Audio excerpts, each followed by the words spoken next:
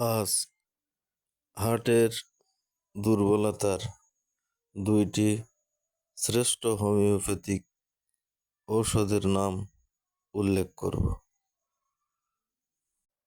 নাম দুটি হলো অর্জুন এবং ক্রাটিকাস।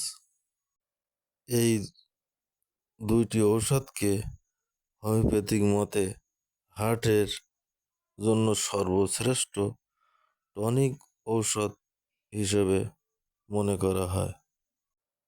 এখন টনিক ঔষধ কি সেই সম্পর্কে একটু জানি।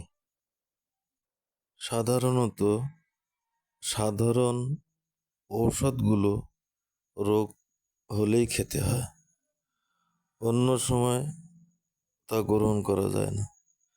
কিন্তু টনিক মেডিসিনের ভূমিকা একটু অন্য।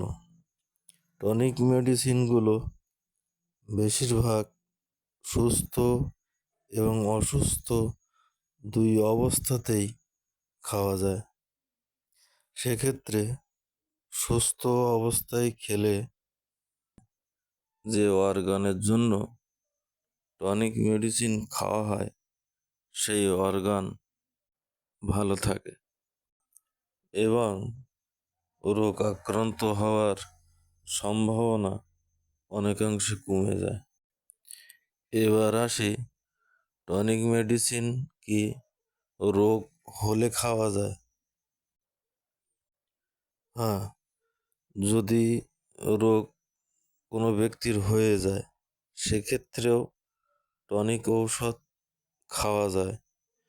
তবে সেক্ষেত্রে তাকে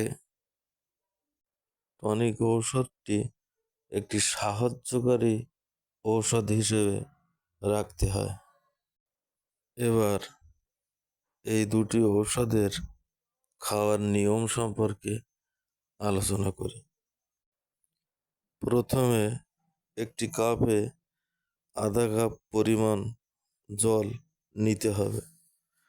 তাতে অর্জুন 10 ফোঁটা এবং ক্রাটিকাস 10 ফোঁটা দিয়ে সকালে এবং বিকালে খালি পেটে খেতে হবে।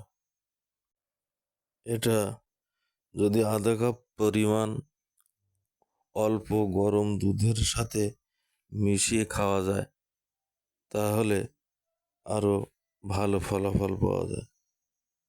হার্টের সমস্যার ক্ষেত্রে এই 2টি ঔষধের আরো বেশ কিছু প্রয়োগ ক্ষেত্র আছে, কিন্তু যেহেতু এটা এই ভিডিওর আলোচ্য বিষয় নয়, তাই এ বিষয়ে এই ভিডিওতে আর আলোচনা করলাম না।